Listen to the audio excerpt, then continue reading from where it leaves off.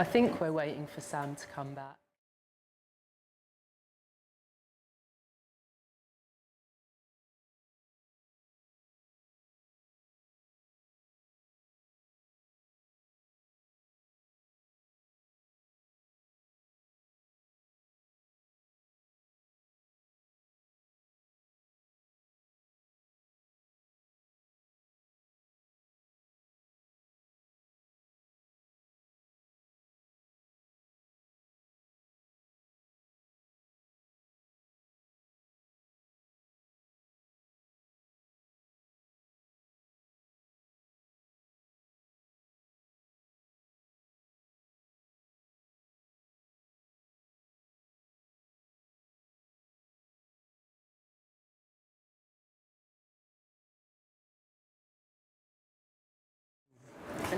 So, oh yeah, they just...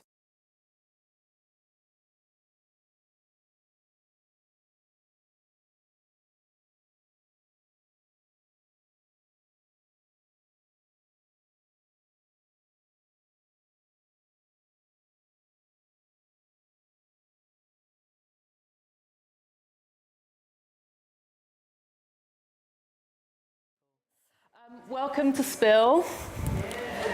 I would have come in and done a little dance. In my mind, it's got all the glitz and glam around it, and that's how I picture it when I'm on my way here, and then I enter and I'm like, girl, chill. It's just a chat. So my name's Tali, for those that haven't met me before. Also, hi livestream, hey, thanks for joining us.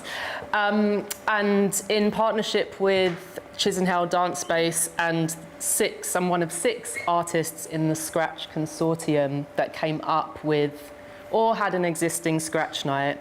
And my idea was around the artist as Scratch and giving some artists a chance to practice articulating their practice. In my experience, you don't get to practice until you're in environments where it's quite high stakes and you're expected to be able to do that kind of, maybe a stretch to say a lift pitch, but just be able to communicate yourself as you would like really quickly. And it can be in informal settings, as has happened to me. And I'm like, oh, but that's that artistic director of that organization that I'd really like to get in with. And they're asking me what I'm up to. And I'm just like, not much.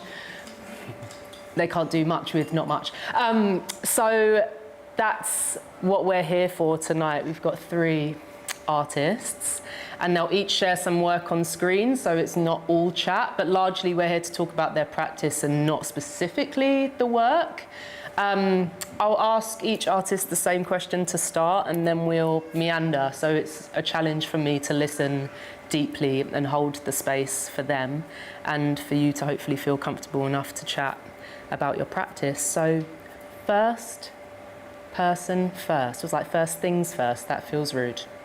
Lyndon. That's going to be fun for the audio. Creatively speaking, who are you? First and foremost, a dancer. Then I would say teacher and choreographer came very quickly afterwards, even though I didn't know that I was choreographing and probably wasn't ready to teach.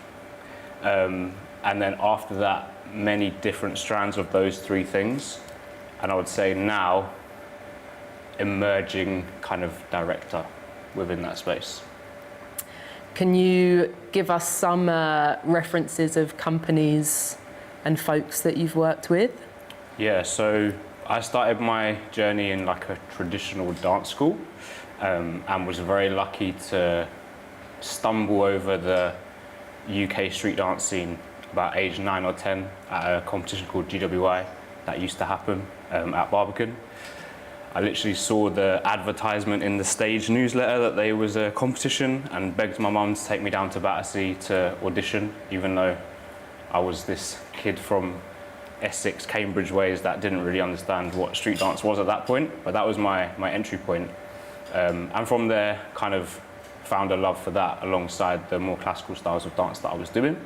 I would say my first like formal training in hip hop street styles was with Boy Blue, with Kenrick, and worked with Boy Blue, trained with Boy Blue, then found Zoo Nation. I would say worked more with Zoo as opposed to training, because there wasn't necessarily a training for adults at that point. A lot of the training was for young people. So yeah, my journey's been kind of, I would say, between the two companies, and I feel like I've learned a lot from both. I didn't realise, which is silly really, because yeah, a bit of a duh, but our crew trajectory is similar, because I started with Ken and then went into Zoo Nation. It's worth saying GWI is like HHI-ish, like street dance comp. But if you can imagine, and if it speaks to the abundance of the time when we entered the scene, that a competition like that was held at Barbican.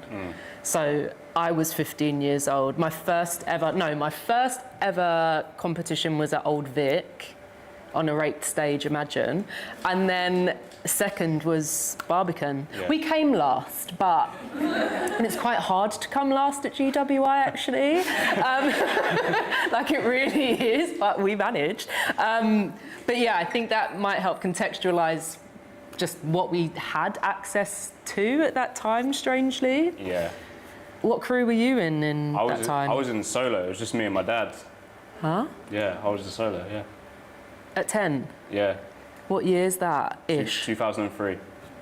I think I was there coming last. That's crazy. Yeah. I think I came I definitely placed, because I remember me and my dad went crazy. So it was like second or third. It didn't win, but it was second or third in the solo category. But then I went back the year after and I didn't place. So Okay. I know the feeling. Humbling. Yeah. A journey. Yeah. If we can talk about you as maker, which is a bit of a jump, and we may jump back into you as performer, but tell me about that, like choreographic practice, what you've made so far, what you're in right now. Yeah, so I sort of fell into choreography by having my own company, Elements, and again fell into work by sort of getting booked for corporate events and stuff like that. So we'd have sets that we all knew and we'd meet up, and we still kind of have them as well. And that was like the first kind of, I guess, getting paid to choreograph, even though I wasn't really realising that we was doing it. And then more bespoke work sort of came that way as well, which was great. And then slowly started to fall into, okay, I now want to make my own actual work rather than sort of always be making, I guess, someone else's vision and being told this is the brief. I kind of wanted to have my own brief. I'd done that again with Elements on a smaller scale, doing smaller theatre pieces of like 4 or 5 minutes, like breaking convention-esque kind of events. But then I was like, okay, so how do we then take that into, a full-scale production, and what does that look like? Again, having the, I guess, privilege of working under Ken and Kate and seeing the Zoo and the Boy Blue shows, I was like, okay, well, it is possible, but I just need to find my own way of, I guess, navigating that world and then create my own work. Elements, how dare I forget? When did that start? Why did you start it? And what is it? Like, what's the tagline that holds Elements together? So I started Elements in 2006. I was 14. We just started as a crew. There was 3 of us. Very quick backstory was that basically a competition came up. We wanted to enter it. I had a soundtrack that I'd been making, and I'd made most of the choreo to that soundtrack, like in my bedroom or whatever. And the 2 dancers I was working with were like, we tried to do something else, and then they were like, oh, well, why don't we just use your moves and your music? And I was like, okay, cool, I guess this is my thing now then. So then it kind of just grew like that. Now it stands as 2 businesses. One is a limited company which deals with more of the events and the corporate side, and the other is a CIC, which is a community interest company, which is our academy, which deals with all the education and community side of what we do. So it kind of, we have 2 companies under one umbrella. Mm-hmm. And how does it run? I think I know, but it's not about what I know. How do the weekly training, what's the setup of it? So we have like professional training, which is weekly, which is like super cheap. It was £5 a week for a very long time. Now it's £7.50. How dare you? For 2 hours training. And then we have our like kids classes on a Sunday. We also have a monthly training session because a lot of our youth company got a bit older and went to different institutions around the country. So we started this monthly version where people could link up every month as opposed to having to travel from Manchester every week, for example. So that's the 4 strands would be like the academy, associated with that is the youth company, then the training company, which is kind of most people's entry point now, which is kind of nice. Because we used to only really have the entry point from like being a child. So it's actually nice to meet people as adults that are artists and want to, I guess, train in the hip hop and street dance styles. And then we have our pro company, who are all professionals, again, all freelancers. Yeah. Do you see elements and holding that as separate from your choreographic practice? Yes and no. Tell me more. Yeah, I feel like it's been really hard to push Linden and push elements. And sometimes I'm doing one and not doing the other, and sometimes they just live in harmony, which is great. But I think it's important to give myself time, because I think my role in elements has been as a leader from age 14. I'm now 34, so we're actually celebrating our 20th anniversary. But yeah, I've always had to be a leader of others, and although that's been a great way to stay humble and make sure I'm aware of, I guess, the people around me, I do think there's sometimes been a lack of like my choreographic voice and the work that I want to create, again, rather than just creating for others. Anyone that teaches will know that you're, as a teacher, well, I believe as a teacher, you're there to serve your students, not what you want to do. So if I'm teaching, then I should be teaching what they need to know, not what I want to do. There's an element of that, I guess, but mostly in the teaching role, I'm serving others. So I think choreographically, I was also sort of doing that through like clients or even the companies that we're working with. But my own individual choreographic voice is now something that feels a bit new. Yeah, it's almost full circle, because I started off like as more of a soloist and pushing my own name, which then allowed me to, I guess, do what I did. And then now I'm sort of coming back around to, I guess, pushing my own name again and being, okay, what does a Linden show look like rather than an Element show? I'm with you if I use me and III as my 2 versions, and like, I'm 5 years older than you, so it's really interesting to be kind of emerging as a choreographer. Like if I separate everything else about my practice and just my body of work as a choreographer, I'm seen as emerging, but then I'm also 39, so that counts me out of a lot of things. And then it's like, well, what shows have you made? It's like, well, 2, but I also have a West End musical under my belt, if you wouldn't mind counting that. Thank you very much. So it's a really interesting thing for us mentally to isolate, but then also how to communicate it to the people whose support that we want. So I can sympathise with the... Yeah, I think as well, sometimes I just had to do my own thing career-wise, and early 20s, although I wanted to choreograph more, like I also wanted to dance, and I had to go and do certain tours, and like even till very recently I'm still dancing, and like, you know, who's going to turn down like a big world tour as a dancer because you want to choreograph? That's a hard decision to make, especially when you don't necessarily have the choreography work there. So making space for that, I think, has been something that's been a challenge. But as I get older, I guess it's more about choice of what you want to do. But yeah, again, financially, and I'm someone that has always worked as a dancer. I've never had another job. Don't say a normal job, because for me this is normal, like, you know. But I've always made my money from dance or associated dance things. So then can't just like not do something. I've still got to pay the bills. Absolutely. Speaking of, you've just got funding to do a second run through of your latest project. Would you like us to tell you about it? No. yeah, go on. Well, would you like to tell us a little about it, and then we can take a look at a little sneak peek? Yeah, so last year, I think it was around COVID times actually, I had, as everyone had their thoughts, and I wanted to make an immersive show. I just wanted to create an experience rather than a show that was like traditional sit down in a theatre. I think also just looking at what else is out there, especially in the hip hop space, what things I've been a part of, what things I've watched, and how do I create my own lane and make something a bit different. So I had the idea of making this immersive show. It wasn't until I really got into it that I kind of understood what it was, and even now going back into it second time, it's ever changing and ever evolving. But essentially it's called The Garden. The tagline used to be and it used to be a hip hop theatre experience, and then Kenrick told me that wasn't very good. So Well, now, he's not the oracle, but go on. Now it is a journey of self-discovery through hip hop dance is the tagline, which I think gives a little bit more context, maybe. Okay. It's still an experience though, but yeah, whole thing was trying to make an experience, trying to use hip hop as the language.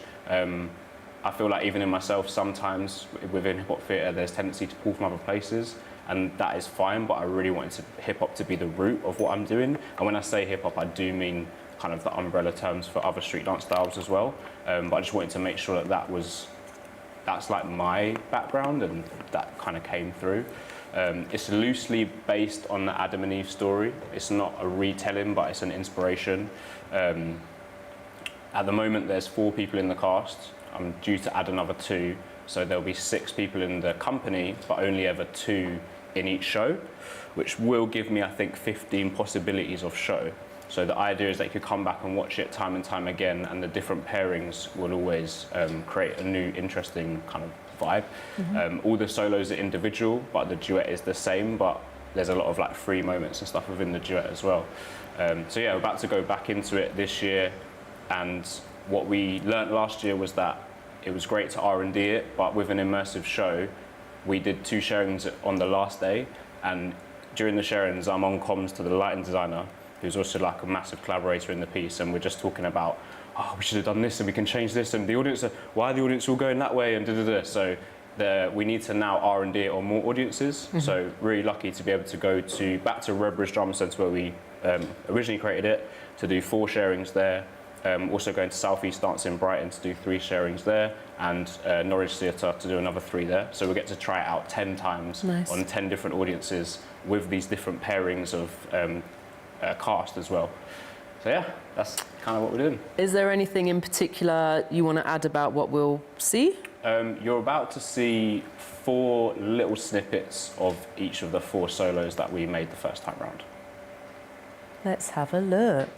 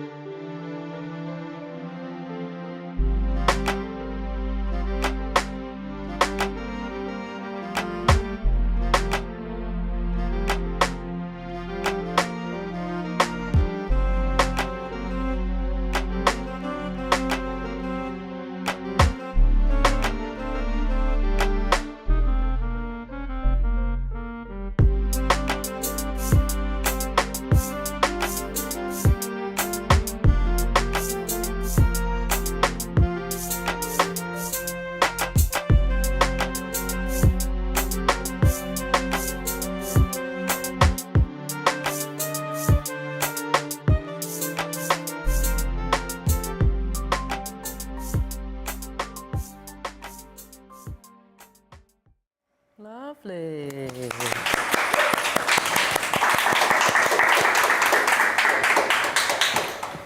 Nah.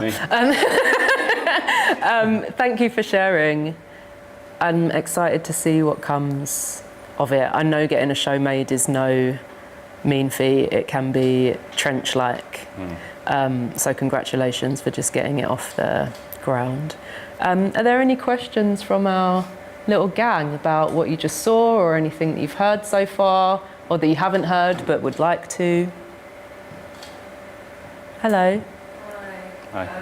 Yeah, I have a question about how you kind of navigate having, because you're talking about being a leader for so long, I can imagine that you got really comfortable with teaching in a way. How are you kind of navigating the change to it, starting out, maybe trying to build more confidence with choreography? Because I find that myself, like as an artist who's worked a lot with organizing spaces, I feel really comfortable with organizing them when it comes to my own practice. I'm really like, and I kind of don't know what to do with that feeling sometimes, so I was wondering if you could speak to that. Yeah, If I can just repeat it for the live stream, and sorry because I'm like heavily summarizing, just a question about leadership, organizing versus being a creative making person. Sorry to butcher. Yeah, no, I would say it's definitely a struggle, not something that in any means I've achieved.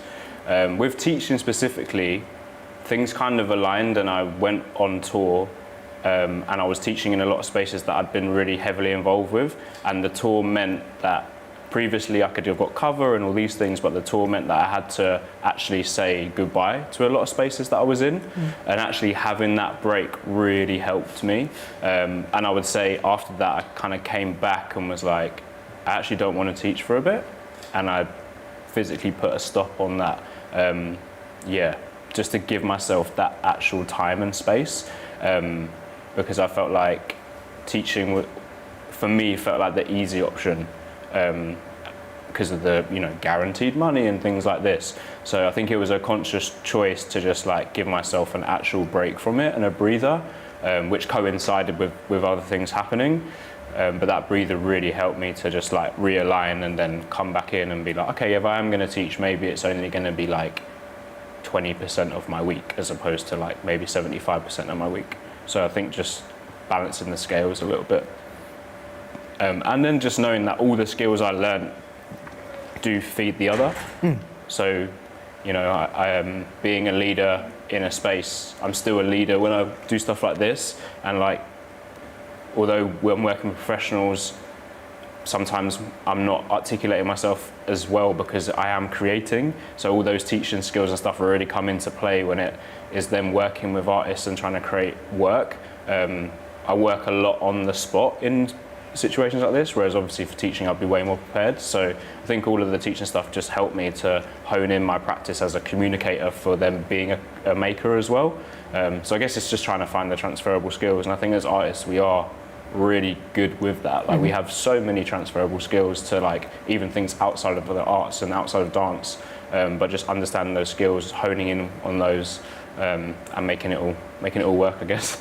I wrote my first normal CV for like, I haven't done it in 20 years, and I was like, okay, yeah. Like when if I thought of the roles that I'd taken in the 20 years of freelancing in dance, I was like, someone hire me right now. So that was a brilliant answer, and thank you for the question. Thank you. I would love to take more, but I'm not going to. But hopefully there's no running out of the building happening at the end, or indeed in the break that we're about to take, so we don't all melt into puddles. So short but sweet, but very, very sweet. Lyndon, everybody. I don't know what these are about. Please take 5 to get fresh air, do what you need to do, and then we'll come back and speak to Claudia. Thank you.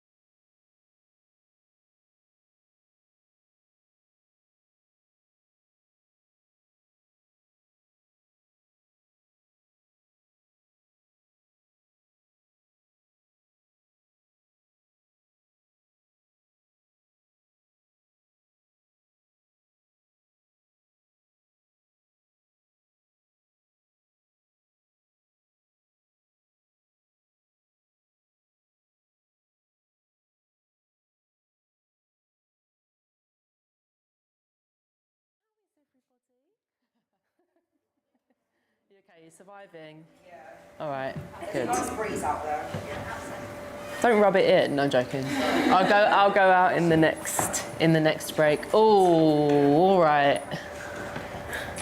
I would sip a beer on camera if it wasn't irresponsible, but I'll wait. So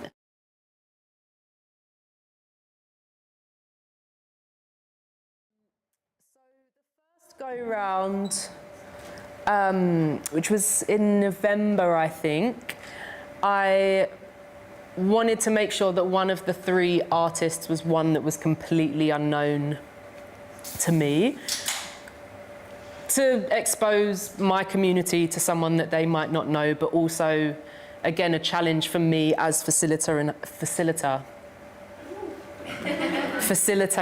and holder of the conversation to not be thinking ahead, because I know what I want to ask and know what their practice is. And the lovely Claudia represents that. So we're going to have a chat with Claudia now. The spirit fingers are back. Same first question, if that's okay. Creatively speaking, who are you? I am a performance maker, somewhere between dance and performance art, like in that gap. I also do a bit of teaching and facilitating, but yeah, largely I make performances. Yeah, I'm a performance maker. Any particular style of dance? So I was like a nightclub dancer when I was younger. Like podium vibes? Yeah, podium. I did that a couple of times. Did you? Could you believe it, guys that know me? Guys that know me, Yeah, can no, you it's believe? actually not, it's a bit of a shocker from me as well, to be honest. Well, not back in the day, but now people are like, what? And then contemporary dance. So I suppose my practice is like a mixture of those things. Mm-hmm. Plus I use materials. Usually I use materials that are kind of from and in urban landscape. Can we not timeline as in like the when did you start, but how do we go from nightclub dancer into making into material, factoring in materials? So nightclub dancer was from like quite a young age, underage situation. I suppose starting on like the UK garage scene. I mean, it was just a way to go out and dance and people not talk to me, to be honest. Okay. And also I was like, really kind of loved that scene and pirate radio at the time. And I'm from Newham, so it was kind of my world at that time. Mm-hmm. And then I sort of thought maybe I wanted to be, weirdly, an actor, even though like I really don't like speaking too much. It's like quite a challenge. Mm-hmm. And then I just became addicted to dancing, basically, and I started seeing performance. I think my school took me to a Pina Bausch show, and like that was like really. I just went to like a normal school with a normal drama department, but the drama teacher there was like one of those like quite like wacky. Invested. Yeah. And I just remember being like, whoa, what is that? Yeah. So you're at school at this point, yeah? I'm at school, yeah. And then I didn't go to dance school. I did a drama degree. Started doing things like Tai Chi, Buto. I think I was quite... I vibrated at a slightly aggressive frequency and I needed to I needed to chill out a bit. So, and then I really, really wanted to be a contemporary dancer, so I just started auditioning. I did a community program at Laban. I started doing classes and I started getting into companies. Right. So I danced for quite a lot of other companies first. Mm-hmm. Meanwhile, I was still in the nightclubs, and then that sort of transitioned into like more kind of rave spaces where they might have had performances happening. I started being a bit more experimental on the podiums, to a mixed reception. I started dancing at Cyberdog in Camden. Yeah. I mean, eventually they were like, what are you doing up there? Like, I was like, I'm just doing all the animals of the Sahara. What do you mean? No, I didn't do that really, but it was like, you know. Abstract. Yeah. Yeah, so I was sort of making my own work all the time on a kind of underground scene. And have always been quite drawn to things like cement, concrete, metals, mass-made, man-made objects that don't biodegrade, that kind of are used in urban construction. Mm-hmm. So I just started making stuff and seeing what happened. Yeah, and that's kind of how it started, I suppose, yeah. And then what happened? And then I realised I was hiding in nightclubs. Uh-huh. And although it's great in some ways because you're doing these like quick sort of ride or die things, I think also I was aware that, number one, people might just be ignoring you. You're probably never going to see them ever again. They're probably not sober. And it's like a hit and run or something. Mm-hmm. And I think that started squashing my work a little bit. And I started thinking, actually, I would quite like you to actually watch this, if that's all right. And yeah, so I started making longer things, and I made my first kind of full-length work in 2017. Because before that I was doing like short bits, but I was also doing like mad durational works that might be like 10 hours long or something like that. I was also performing in other artists' work, and some of those artists were quite well known. Mm-hmm. And often I might be doing what might be considered quite extreme things with the body. Right. And I wanted to sort of take back my body and artistic work into my own stuff. Mm-hmm.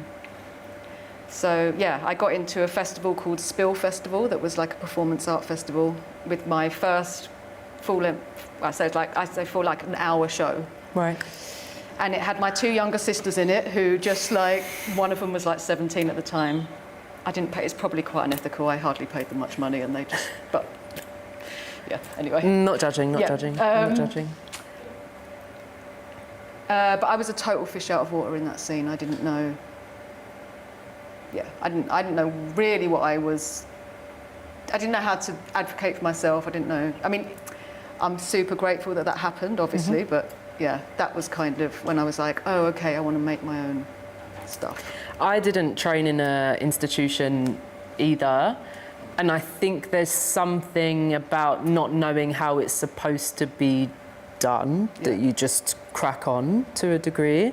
I'm interested in like the available resources in what you've just spoken about, like that journey, like when you're making your work, are you doing it with what you've got available to you at the time, or did you kind of at Laban or any of these other spaces or with these companies, was there support, be it by a person or time and space or money? Like how were you making the things that you were making? Yeah.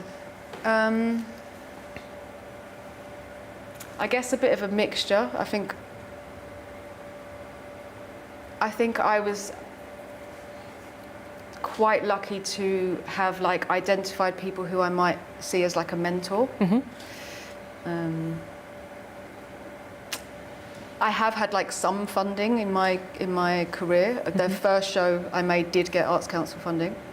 Nice. Eventually. And then just like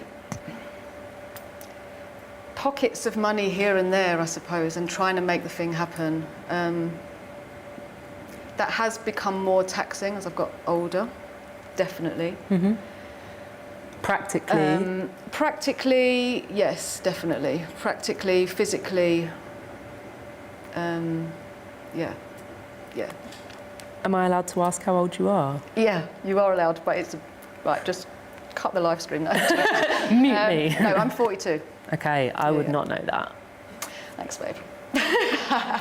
And you started, you said you were underage, so you started as a teenager Yeah. dancing. And when did the Laban and kind of entertaining the contemporary side, what age are you then-ish? 22, 23. Okay. Yeah. And then professional and in the companies that you mentioned not long after that? I'm Yeah, just kind not of that stretching long the after. timeline. Like, right. probably got my first. Well, maybe it is quite long considering. Maybe 2006. No, hang on a minute. I graduated in. Yeah, I don't know the year, but I was probably 25, maybe, when I got my first like big job, I suppose. Right. It was like, yeah. And once you started making, you didn't stop making, not in terms of like constantly doing that, but once you became a maker, that was part of your artistic identity from then on? I really talk with my hands, like No, politician so do I. vibes, don't I? So do I. I'm not. No, I think I have had breaks.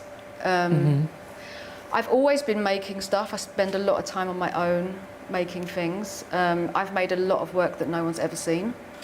Out of choice? I don't know what it's out of, to be honest. No, I mean, who wants no one to see their work? I don't know, but yeah, I don't know why. Yeah, I an feel interesting like question, there's that. a lot of like invisible. Yeah, I've made a lot of work. I feel like there's some work of mine that I'm fine with having not been seen, but I think that might be a conditioning around having things that I did want to be seen that I didn't feel were the way that I wanted. Yeah. So it's just maybe easier to tell yourself that like, that was just for me. And it's like, no, if everyone was chomping at the bit to see it, I'm sure you'd open the door, babe. Like, let's be really real. Yeah, it's interesting. I mean, it's really fascinating, again, because I don't know you at all, just hearing what the practice is. And also, it's not on us to be able to boil ourselves down to a sentence, but just that nightlife bit and the maker so early, and then the materials part as well, like they all add up to a really interesting artistic identity in my mind as someone new to hearing it. So just like go off for following the trail, basically. And like I currently am making theatre work, but again, maybe a projection because it's been difficult to get made. I realise that I've raved as long as I've been a dancer, and I'm like, I'm still in these club spaces, man. Maybe the work belongs in these, and like starting to experiment with that. But that's me like kind of keeping them really separate and now merging them together after 20 years. So it's just really interesting that it informed it the whole way along. Yeah, yeah. I do still go back to like I had a performance at Peckham Levels recently. Actually, in like an electronic music night. Nice. And then I had another one in like some random warehouse near City Airport. So if I want to like try stuff out, if I'm like, right, I've got these new materials, I've got this, it's a great place to try it out, because also people, because they're like in a club, they're really honest, so they just come up to you and they're like, oh my God, when you did that, or like, what was that, or you know, they're just, it's this kind of immediate feedback, and so if you're in the right space to receive that, it can be quite useful. Yes. Not so useful if you're not. Yeah, not so useful if you're like traumatized. Right. Yeah. Are we about to watch something that speaks to these components that you've described? Sort of. What does it? Okay. What we're seeing is some bits. I guess it's like an extended trailer. I mean, it's my sort of like first time trying to do this, but of a show that I made in 2023 that I'm currently revisiting. And it probably will be shown in Peckham and at Southeast Dance But I made it and showed it originally at Ugly Duck, but which is shut down now. But it's a warehouse in near Tower Bridge. And this show was made after a quite extended period where I was in hospital. Where I was diagnosed, I had like quite a massive change in my practice actually, and in how I move my whole physicality, my whole life, because I got diagnosed with a spine disease that affects my spinal cord. And so anyway, I had an extended period in hospital, had to kind of learn to walk properly again. My body can't take the impact it used to take, all of that, but that is kind of in my work anyway, because I work a lot with concrete and cement and structures that are sort of have this invisible notion of like inherent strength, which is something that has been said to me quite a few times in sort of like strong woman category. And the kind of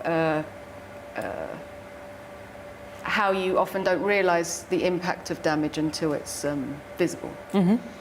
Anyway, so it's called Our Suspended Corridors because I live on the top floor of a block, and when I was like in my bed, all I could see in the skyline was these like suspended corridors of strip lights. And so I started to think about what it means to heal in an urban environment, and how it's actually quite a problematic thing of being told that you can only heal in like a natural environment, and that the city is an inherently damaging place, and what that says about people who are there and can't not be there. And also, like, you know, I'm not seeing wheelchairs in the forest, and so, you know, like how, and multiple things. And I started to think about what if we could use our own stuff, like strip lights, concrete, these like pipe work connecting things, as in the same way that we might use like healing crystals. I mean, I was probably a bit high at the time on all these meds. I'm sold, to be honest. And so I was like, you know, there are suspended corridors. So anyway, it's me, it's a sound artist called Conrad Kira, who I've worked with quite a lot. He also comes from like a pirate radio background. There are 2 eyes in Kira. One. I'm trying to, that rings a bell to me, sorry, go on. He is like, not really, he is more, I guess, makes work for like hip hop, street dance stuff. So it is like an unexpected possible that I know who they are. Combo of me and him, but we just got on from the jump. So it's just amazing. And he does the sound live. So it's me and 16 strip lights and him. And it was me figuring out, it's that. I'll just say that. Who's gassed? Me. I mean, also it's like such a weird edit together of things. So it's like, what? No. So I mean, it won't be entirely contextual, but you've painted a beautiful picture. Let's have a look.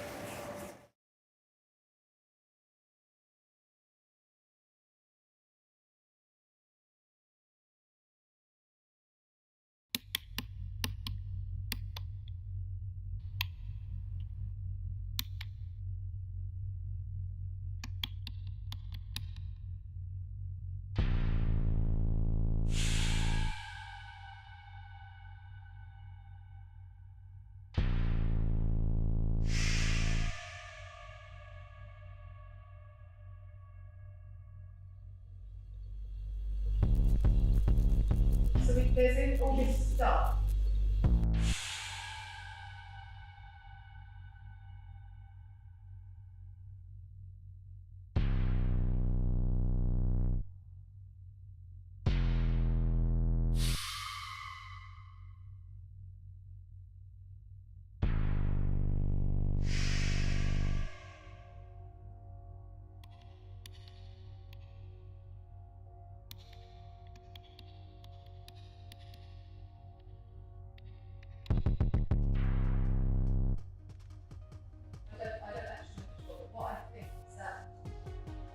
There's a sort of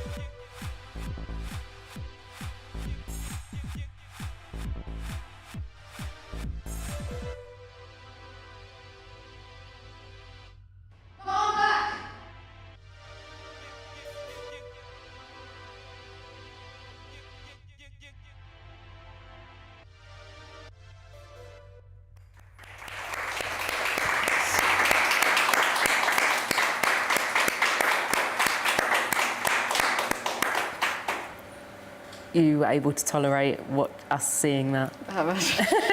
It was brilliant. And so how, in its entirety, it's how long? Like 55 minutes. I didn't know there was an audience there until pretty near the end when we saw folks. Where was that? That's Ugly Duck.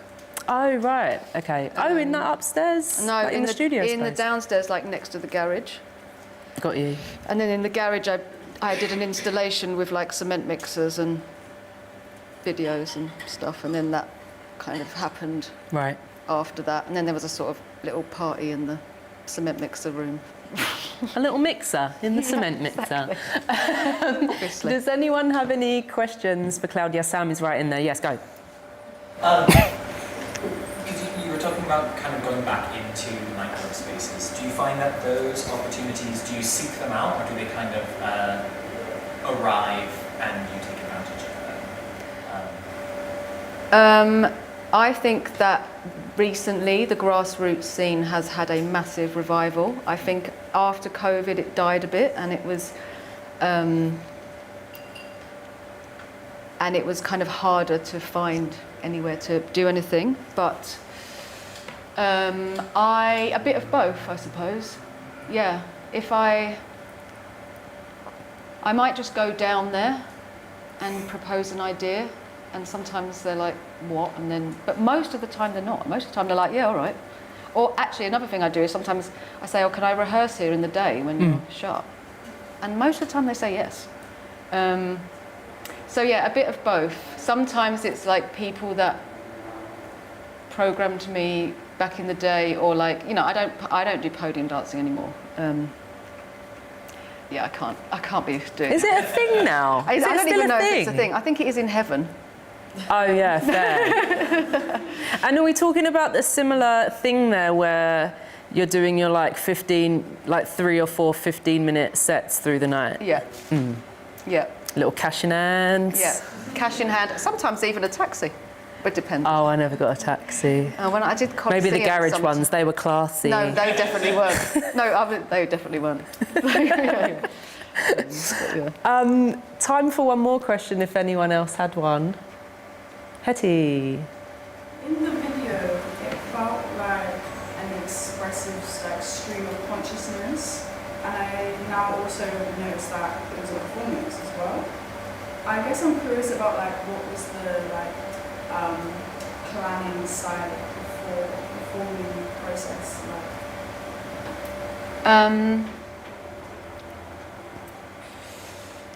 Do you mean, is it like tightly choreographed start to end? There's a very tight score, like a very tight set of rules, I suppose. And me and Conrad both perform live to the same score. The work is like purposely quite difficult. So, because there's no other lighting, it's just me and these things. And so part of the work is me like trying to build the world around myself. So it is quite tight in some ways, but it's also like quite unachievable. And as soon as it would get too easy, then I would have to like switch it up. So it has to be on the edge of it being unmanageable, or it sort of doesn't work. Otherwise, I didn't want it to turn into like a magic show, or like I don't know. Spectacle. I didn't want to be like lightsaber woman, or like I was just like so. Yeah, I wanted it to more be like the lights are the other dancers, and it's a group work. Except yeah. Does that answer your question? So, yeah. How many in the room were aware of Claudia and her work before tonight? Sam, what a gift we have all just received. Thank you so much. I have never done an interview in my life. I've never even spoken about my work. Let's fucking go. You did such an amazing job considering how worried you were about it, and it's like honestly so a real nervous. pleasure to be introduced to your work and your practice. So Thank you on behalf of all of us. all. Claudia, everybody. Yeah.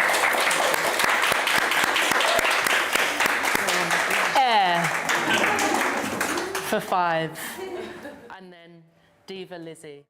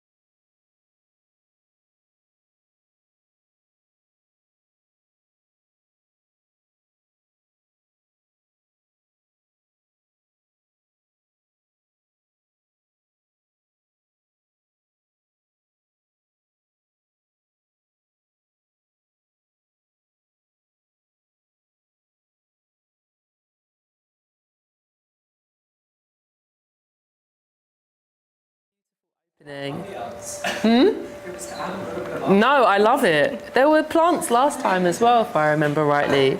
I have nothing to do with this setup at all. I just walk in and sit down and start talking. So thank you so much, Sam and Chisenhale squad. Last but not least,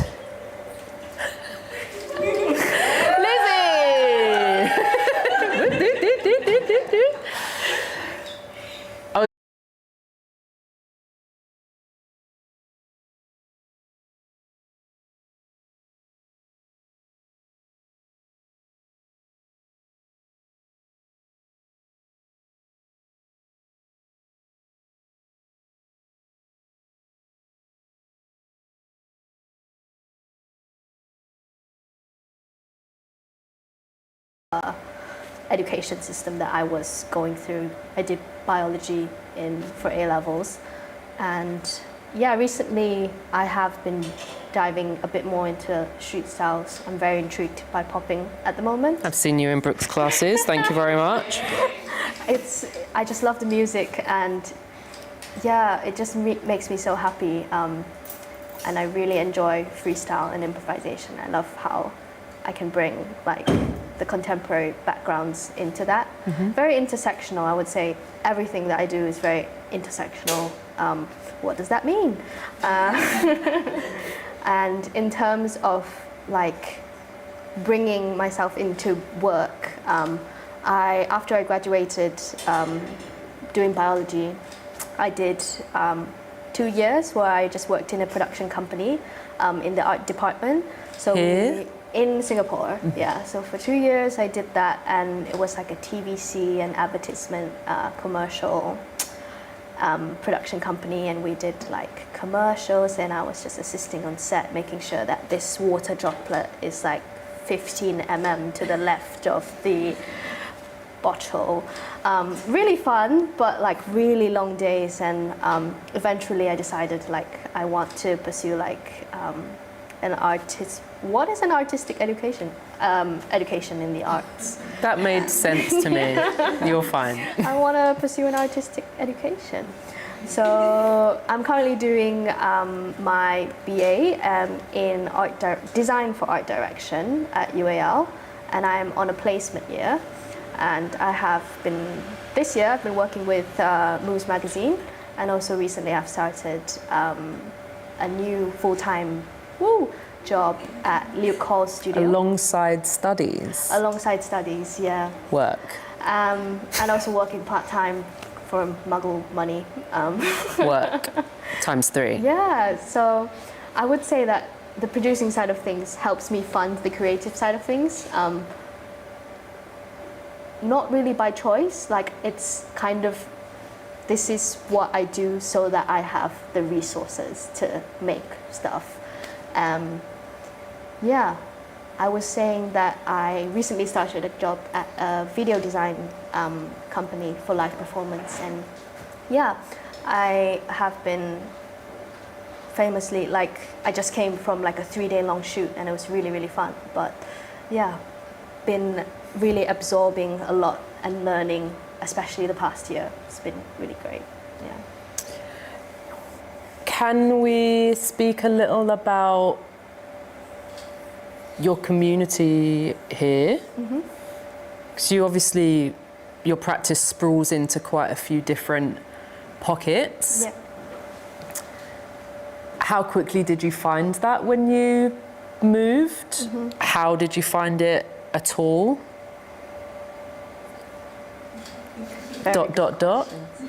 Yeah, so actually, for those who actually don't know, I went for III in 2023, April time. That was before I moved to London. You hadn't moved yet? No, yeah, so at that point of Wild. time, I think I was pondering, should I go to London? I was still based in Singapore at the time. I took a break from the production company that I was working at for a little summer trip. And yeah, through like III, I met lovely, lovely people. I think that also kind of like made me see like what is possible here. And then long story short, took the dive, moved over here. Actually for the first year or so, it was a lot of adjusting. I think I hadn't really like found, I guess, a community until I joined Company Jinx. I think that was a huge thing that really allowed me to meet a bunch of like wonderful people. And yeah, through Company Jinx, I got to meet like, shout out to Fee and Shiho, and yeah, Fee runs a collective, Sonda. Woo! And yeah, we just dance together, do life together. It's really, really, really nice. And yeah, it wasn't until I found like, I guess, people who like-minded people, I guess, that I felt a bit more at home, because yeah, uprooting your life on a 14-hour flight was a lot, but I think finally after 3 years or so, I feel like I'm a bit more rooted here, which is very lovely to say. Yeah.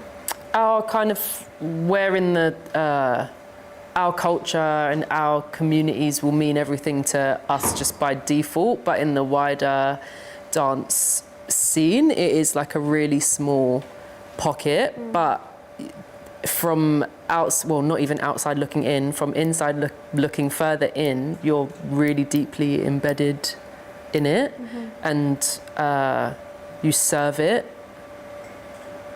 I was going to say really well, but it's not about the quality of the service, but you're so useful to it because of the wide range of your practice.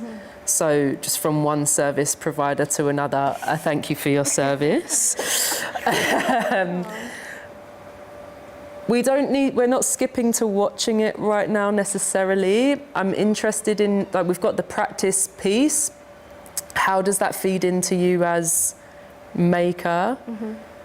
Like, what lens are you, not literally, no need to get into the jargon of the equipment, but yeah, like, is all of that you've described factored into how and what you make? Are you compartmentalizing? Like, what's the deal?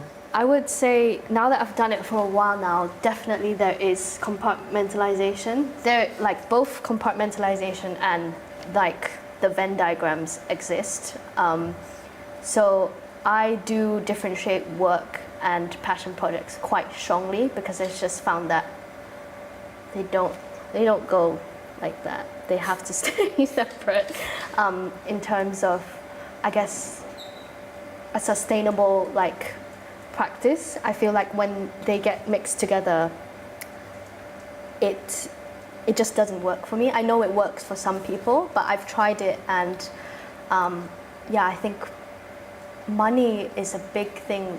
Money holds expectations, and a lot of, and the weight of it feels very different.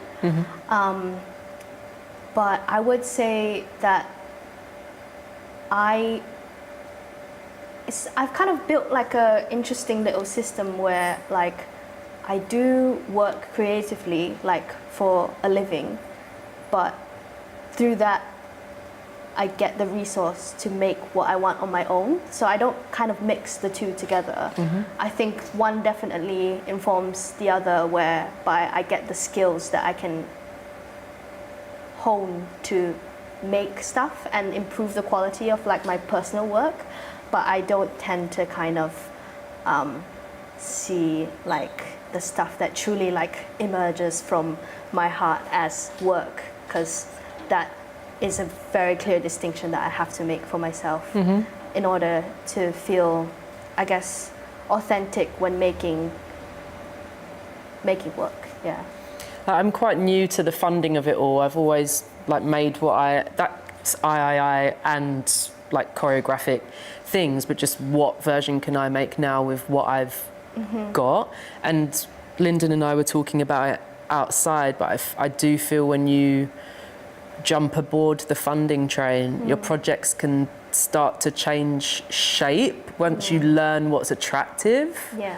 Or like what gap there is, or if there's a particular pot of money that and its aims are such and such, and I could change it so that it like does that. Yeah. And I think there's something about self-funding that allows you to hold on to the work that you truly want to make. And sometimes those little bullet points or specificities in funding pots can spark what the work does actually need to be at the end of it all. But I do find there to be projecting like attention and like friction there that again you just don't have when you're left to your own devices and pocket of cash. A privileged spot to be in somewhat though, and unfortunate that this is the climate where that is the way that it works, but it sounds like it's working for you, which is a good thing. I mean, I would premise to say that it's a very high like level of activity that I'm doing on a weekly basis. Yeah, and it's also, I'm in that journey of kind of like figuring out what is sustainable, because it's like working full-time Monday to Friday and then like shooting a passion project on Sunday, and sometimes that's just not, you have to have a weekend. Yeah. And age isn't like a signifier of anything, but I do like to ask it because it does speak to that the number is something to, well, it helps me, and I don't actually know how old you are. I'm 23. Shut the front door. So what I was going to say does stand. You've got time. Yeah. You have time.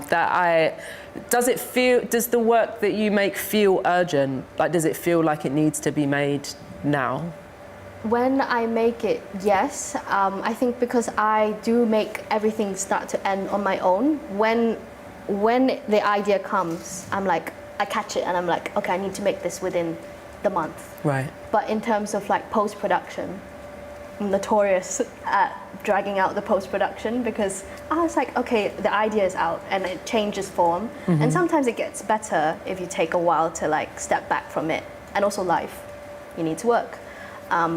But it does feel urgent, like when I have that innate feeling of like wanting to create something, I'm just like, put both hats on, creative and producer, get whoever needs to be in the project on board and just get it done, because if you drag it out too long, I think the feeling just goes away. I think the post-production bit's fine because the labour, like the people have been in, it's been shot, like you've got the bit, so it would make sense that you kind of speed along to that point and then ease off a bit. There's something about like none of what I do now feels urgent apart from like the advocacy. And hearing you say and speak about it that way is really interesting. So I've been speaking to peers of mine, and I don't know if Claudia, Lyndon, or indeed anyone else my kind of age can relate, but me and my friends are talking about like, I'm only going to care less from here on. Like I've been at the peak of my care and passion, and like that's lovely because I don't aspire to work to like the end of my rope. But equally, there is a sadness around that, and like to find purpose in it when you're aware that you're caring like less and less about it is interesting. It's like, what is it for then? All that to say, beautiful to hear. A young, sprightly lass with all the urgency and like must be made now about it. Like that's a really cool and encouraging thing to hear. But again, just to reassure, you have time, and you will make the things that you should make. Yeah. So don't let, if you don't get to catch the dandelion, it wasn't supposed to. I was like, do you have one? You don't have a dandelion on you. No Somebody dandelion. does. But yeah, you'll always make the things that you need to. So don't do the burnout bit. Yeah, that's not gonna happen. Like not gonna happen. But that's what I've been kind of focusing on, trying to build systems that allow me to be sustainable. Good, because I'm trying to do that now. And I'm 40 next year, so a bit late to the party. Please tell us about what we're about to see. Yes, so I guess hopping on to what we were speaking about, I guess this film is a culmination of what I've been learning last year. I guess in terms of physicalizing music and allowing it to take form, I feel like I've been getting a lot of practice with that in the new job. And this film just responds to the amount of information that I've been processing, especially in the digital age, no. But just in right now when we have access to like so many images, so much information, I just feel like there is this buzz that I can't seem to turn off sometimes. And I think this just responds to how access kind of erodes like your sense of self, because there's so many options. And how access, a kind of like a yearning of less is more, and just a response and a building a world around this theme. Yeah. The name of the work? The name of the work is I Start Every Day with Empty Hands. Yeah. Let us see.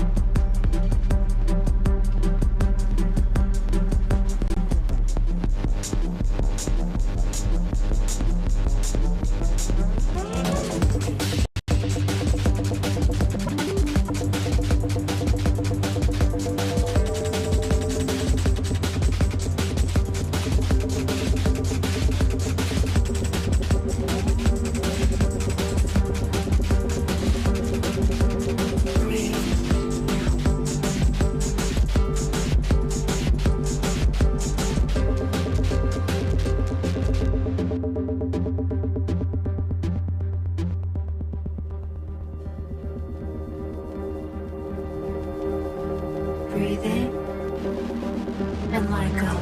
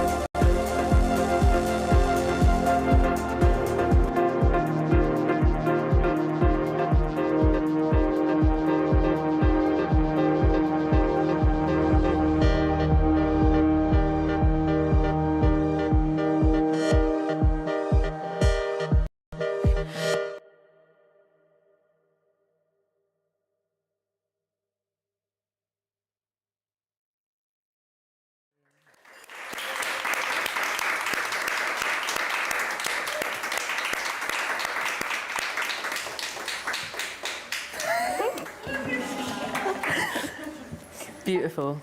Is that really bad resolution, or was it just... I couldn't tell if it was because we were right on top of Yeah. it or not.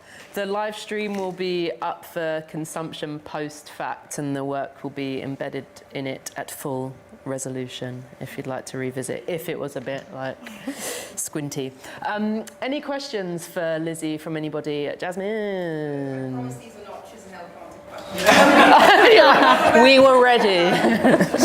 Do you have, obviously you juggle a lot, but do you have any tips for anybody who is trying to make their practice sustainable whilst they're, juggling, or what is the biggest lesson you've learned so far whilst you're doing everything, just in terms of, the sustainability of what you're doing? I guess, yeah, a bit about what we were speaking on just now, about how I have very strict boundaries with like what is work and what is not, and what, like for example, this project was completely like self-funded, and also which means that like it was not in exchange like for anything. It was like purely because I want to make this, and it wasn't like I want to build my portfolio. This was a thing of like I want to make this because I want to make this, not for like in terms of oh, I want to build my skills or whatever. That kind of just feed it into the process. And I guess that strict like separation of what I see like between, if there's being like money exchanged, for example, if it's a job, I kind of see it a bit differently from where if it is something like a passion project. I just take it a bit more chill, like I don't, I'm not too precious about it because it's not that deep a lot of the time. And I think that making work should be enjoyable and not like, it shouldn't be a stressful thing. And yeah, I guess that's how I make it sustainable, is making it fun. Yeah, and very much separating what I see, like black and white separation between what is work and what is not. Yeah. If that makes any sense. Yeah. Yeah, I was listening, like, can I relate? It's like,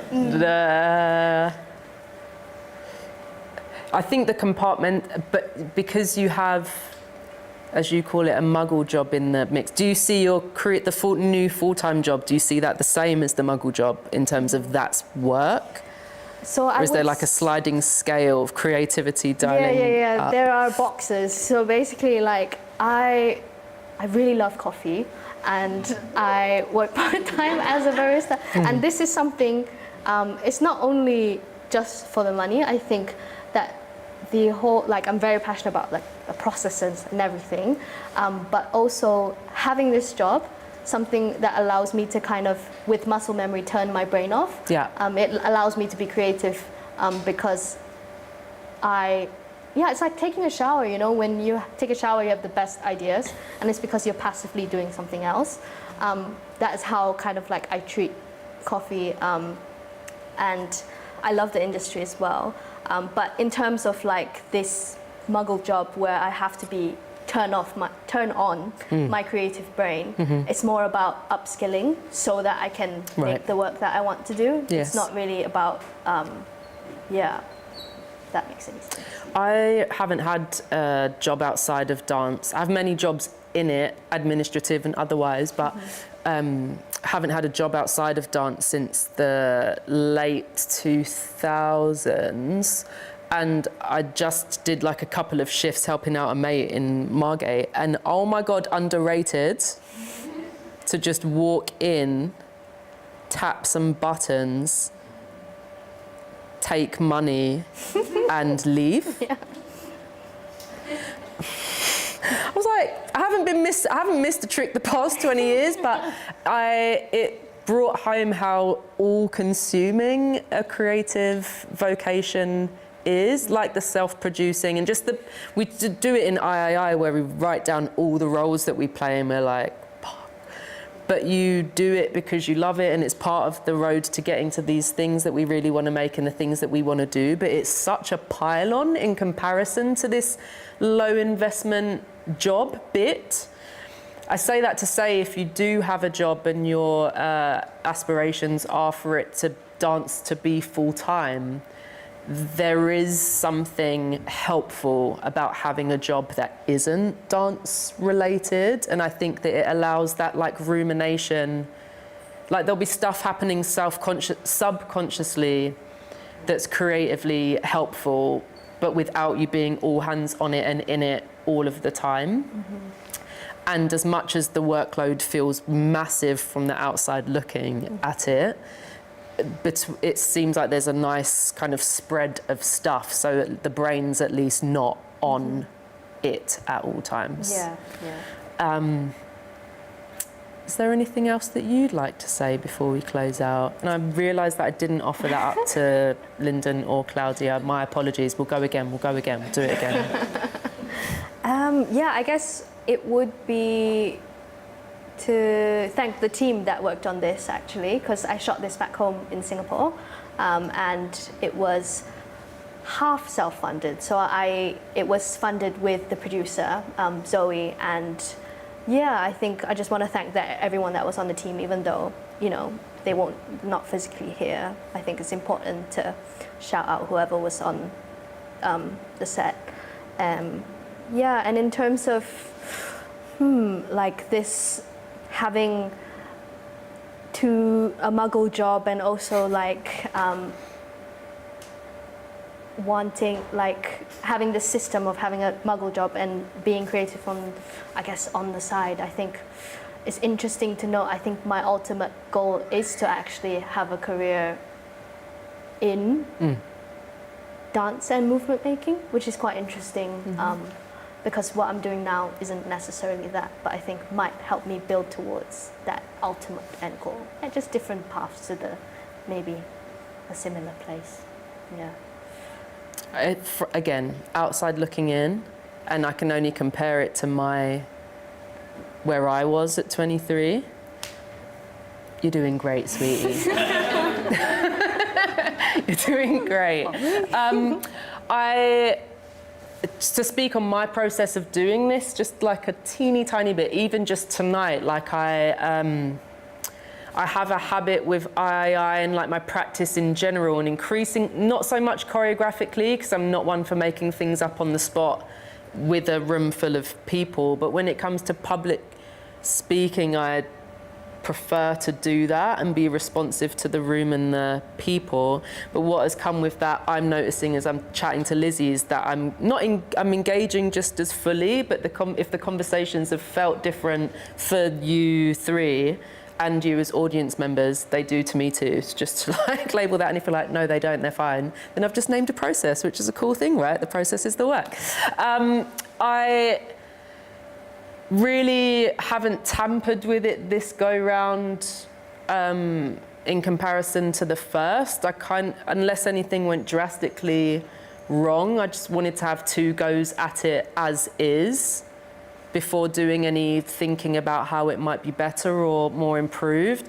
I could have cards that say spill on, yeah, sure. Like there could be bells and whistles, but again, if you know me well, it's like the less the better for me, because we just get to the root of what the thing is, which is about the person that sat there having a chance to, in real time, communicate what's important and real and the basis of their work. I hope to continue it, so thank you so much to Sam and the team for inspiring the thought. Worth saying that I initially wanted them to be testing grounds for like TED Talk type things, but I realised that people might not want to pay for someone uncomfortable with public speaking, standing up and trying to deliver a speech about a thing.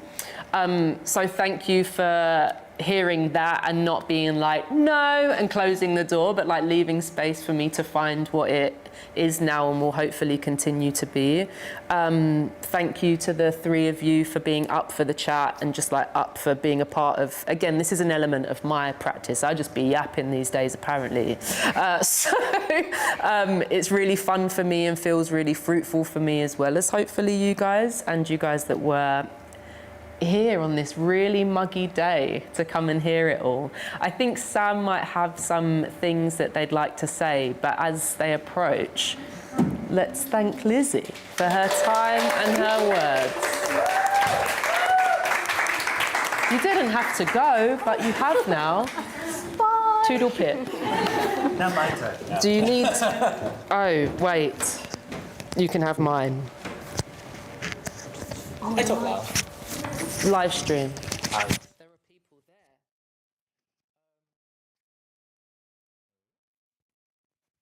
There we go. For those of you who don't know me, I'm Sam Burkett. I'm the venue and events producer here at Chisenhale Dance Space. I just want to say this night has been a part of Scratch Renaissance, which has been our year-long attempt to reinvigorate the DIY performance scene. This is our final night. We've had 11 nights led by 6 great consortium partners. And just want to say that we are really passionate about helping people to create these platforms. We find that with so many artists, they want to take part in platforms and they want to benefit from things. But in order to benefit from them, you need to create the space for others. And so we really want to encourage that. There is a new resource called the From Scratch database that has contributions from all of our lovely consortium partners, including Tali, as well as pictures and guides, and also the opportunity to contribute your own resources. So if you have things like an email template, an invoice, an idea of something, an article you read, a video that you think would help other people in this journey of trying to create these spaces for other people, you can throw it on there. Yeah, just to say thank you so much for coming tonight and to Tali for running such a lovely evening. And there are so many different ways to get involved at Chisenhale Dance Space, even if this Scratch Renaissance has come to an end. We have different ways for you to put on performance platforms, to lead workshops, and applications to join our artist community are currently open until the 14th of August.